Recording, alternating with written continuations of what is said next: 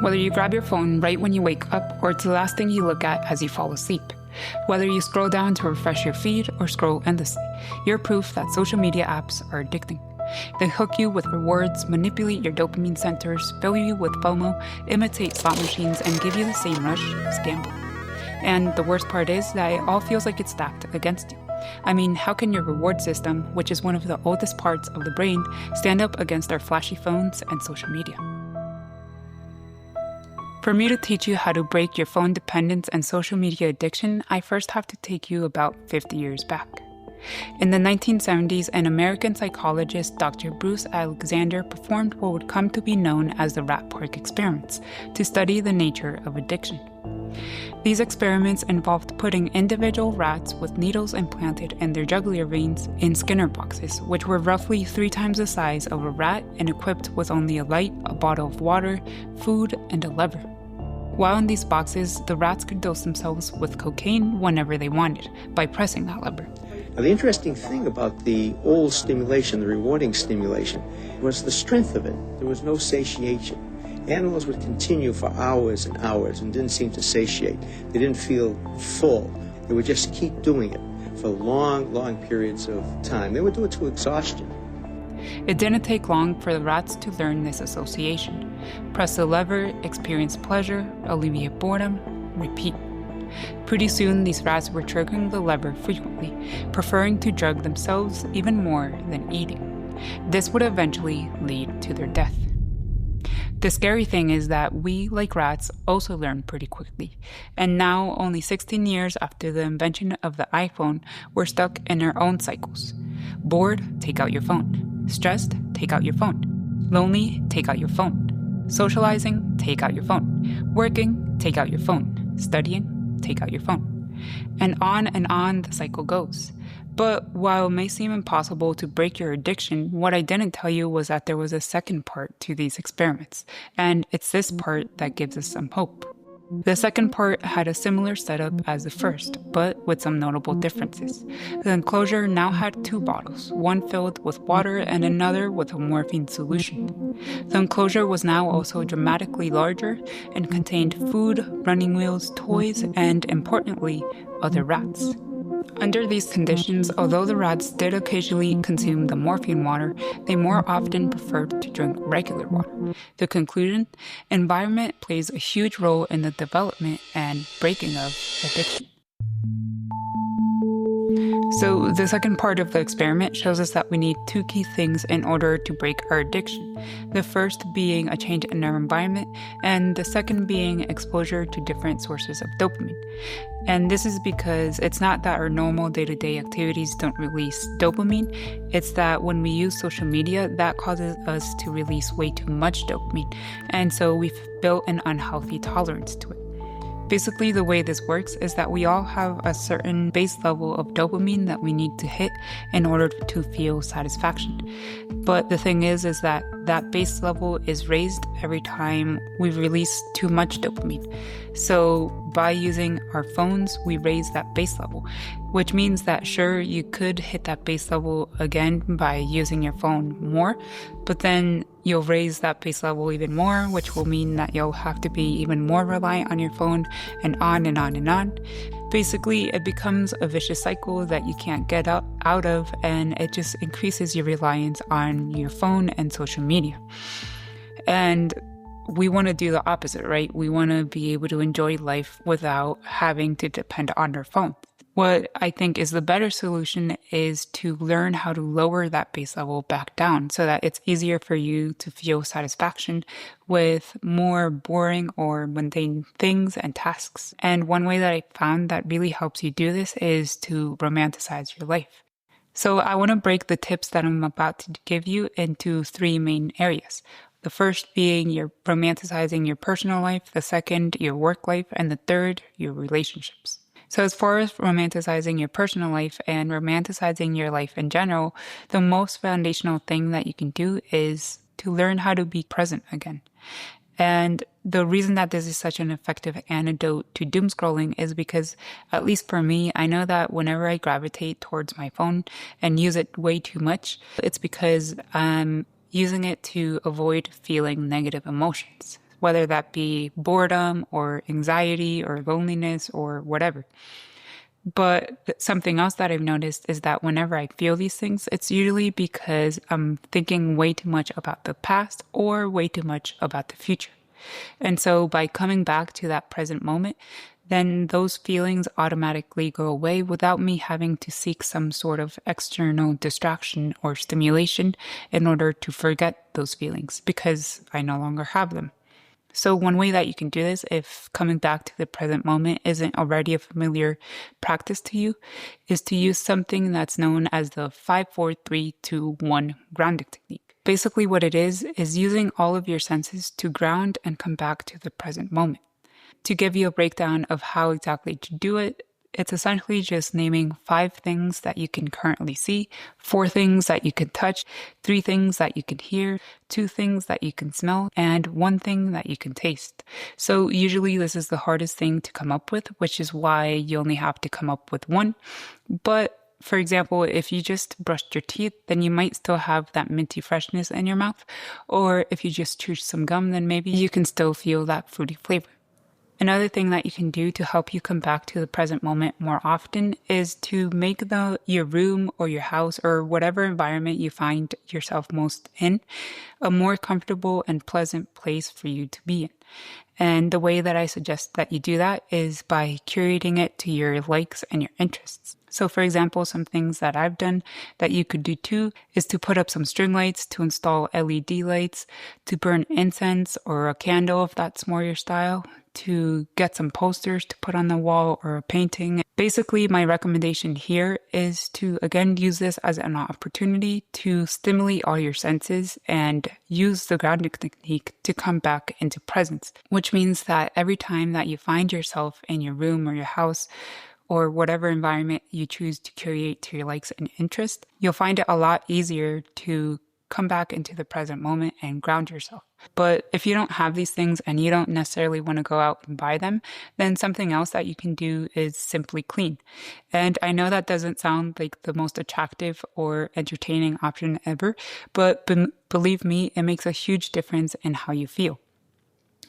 So for example, I've noticed that whenever I'm stressed, that tends to be reflected in my environment. So my house and my room tends to be a lot more messy and disorganized.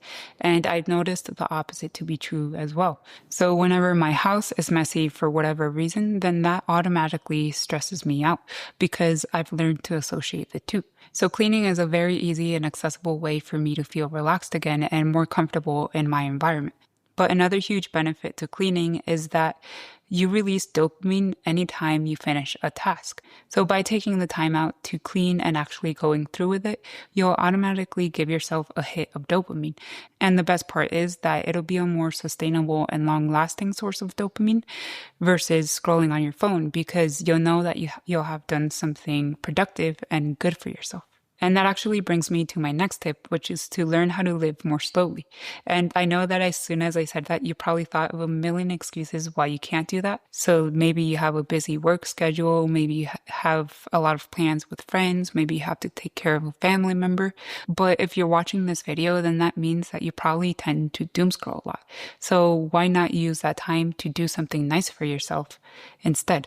So one thing that you can do is, again, clean, but you can also just cook. And I know that that may sound like a big task, but even if you just do it one day a week or even one day a month, I think you'll really be grateful for it. And once you're done cooking, actually take the time to savor the meal that you just made. Instead of taking out your phone and scrolling, for example, look down at your plate, look at all the colors that it has, really pick out all the textures in your mouth, see how the flavors interact with each other, try to identify the smells that are still in the air from you cooking. Basically, this is another great opportunity to apply the 5-4-3-2-1 grounding technique, which is one of the main reasons that I gave it to you first, because you can use that technique and that tip alongside all these other tips to make them more profound experiences and go deeper into the present moment. However, if that's still not enough for you, if using all your senses still doesn't really bring you to the present moment, or you don't allow yourself to relax and just enjoy that meal, then something else that you can do is to put on music in the background. Or if you prefer to be around some company, then you can invite someone over for dinner or make it a potluck. And this way you allow yourself to feel like it's more of an event and something that's actually to be celebrated. And hopefully this will allow you to just forget about all your stresses, forget about your phone, and just be totally in the present moment. Basically, the idea throughout all of these tips is to learn how to stop, notice, and appreciate the small things. And I know that might not sound like it's very significant and like it's going to make a huge difference, but believe me, it does. And I know this from personal experience because about 3 years back, I took about 1.5 months off to literally do nothing more than cook, clean when I had to, and be outside observing the world around me. And believe me when I say that it was one of the happiest, most peaceful times of my life, and I often wish that I could go back to it. But something that I have to remind myself of, and that hopefully you get out of this video, is that the point isn't that you have to carve out a long period of time to be able to be more present and live slowly and romanticize your life, but rather you should work to integrate moments of presence throughout your day, every day. And in that way, you'll experience joy and satisfaction more often without necessarily having to use your phone to do so. So you might think that the most challenging part of life to integrate presence into is your work life. But it is possible, and to prove it to you, something that you can try is to monotask, which is basically the opposite of multitasking. So instead of writing emails as you answer phone calls, as you cook dinner, as you plan out your next day, try to do one thing at a time and to give it your full focus. By doing this, you'll probably be able to finish your tasks faster, which means that you'll get sustainable hits of dopamine more often. Because like I said, every time you finish a task, you get a hit of dopamine. The other benefit of doing this is that you'll realize that less is more. So by focusing on one thing fully, instead of spreading yourself thin, you're reducing the amount of stimuli that you take in, which means that you'll lower that base level back down and you'll make it easier for yourself to feel satisfied. As far as romanticizing your relationship goes, one thing that I really recommend that you do is to try to increase the amount of real quality face-to-face interactions that you have with people. So whenever you're bored or socially anxious or you don't know what to do, instead of pulling out your phone and distracting yourself from those feelings, try to interact with the person in front of you and make an actual human connection. And you can apply this to your friends, your family, and even strangers. So for example, next time you're in the grocery store checking out and the cashier is scanning all of your products, instead of just standing there awkwardly or taking out your phone and scrolling, choose to see this as an opportunity and try to make small talk with that person. It might just result in a small smile, but that small smile is actually huge. Because as humans, we're really social beings and we actually need to socialize to thrive. And you really only satisfy that need by socializing face to face with someone else. And I know you might be thinking that going on social media gives you the same benefits because you're connecting with other people. You're being social, right? But the thing is that these interactions are usually pretty superficial and they very rarely go deep enough to satisfy that urge and really need to socialize.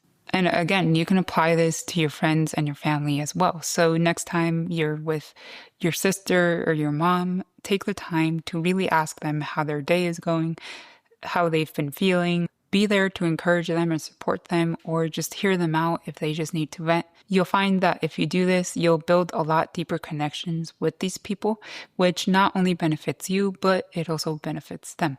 Okay, so I know that I said that I was only going to give you tips to cover 3 main areas of life, but I wanted to give you a couple more in case those weren't enough. So another thing that you can do is to acknowledge your little wins, either out loud, mentally, or by writing them down. And just as good is to get into the habit of gratitude journaling. If you don't exactly know how to do these things or you want to know more about them, my last video was exactly about how to use your journal to replace doomscrolling. And the last thing that you can do is to embrace your childhood spirit again. And by that, I mean that whenever we enter adulthood, it's really easy to start taking life too seriously, to start taking ourselves too seriously, start worrying about what other people think about us, to look at life like it's just wake up, do the routine, go to work, come back, distract yourself, go to sleep, repeat. But there's no rule in the sky saying that it has to be that way. And really the choice is up to you. So instead of falling into that trap, bring back spontaneity and play into your life. So some ways that you can do that is to dance. Even just today, instead of jumping rope for 15 minutes like I usually do, I chose to replace this with dancing because one, I didn't really want to jump rope to be honest, but I still wanted to move my body and get some cardio in. And also, I was feeling really stressed because I tried to film this video yesterday and it didn't work out. So to get out of that headspace, I decided to dance, and it completely changed the trajectory of the rest of my day, and it put me in a good mood again. But if you're not really into dancing, or you feel like you're not good at it, even though good doesn't really exist, something else that you can do is to try to create a recipe, especially if you like to cook or get into art again. So draw, pick up an instrument, etc. Basically, just let yourself be a kid again. Let yourself be silly without caring about what other people think about you and without putting yourself down and criticizing yourself. Again, the idea is to romanticize your life and learn to enjoy it again, because it really is a beautiful thing if you allow it to be. Okay, so hopefully you enjoyed all of those tips, but before I leave, I just wanted to acknowledge that social media isn't inherently evil. It can definitely be used for good too. But this is actually part of the reason why it's so hard to stop that endless scroll, because you feel like eventually you're going to come across something good. But while that may be true, you could take matters into your hand and actually do something good for yourself instead of just waiting to passively come across something that inspires you or motivates you or makes you feel creative or whatever it is that you use social media for. So if you made it this far into the video, then hopefully that means that I've provided you with some value. And if that's true, then a really great way to follow this video up would be by watching this video. Or if you want to learn more about how you can use your journal to replace doom scrolling, then make sure to check out the video that I'll link in the end card. But as for now, thank you so much for watching, and I'll see you next time. This is my patience. Don't get me mad, don't get me angry. This is my patience. I know that you're sad, but don't bring your name.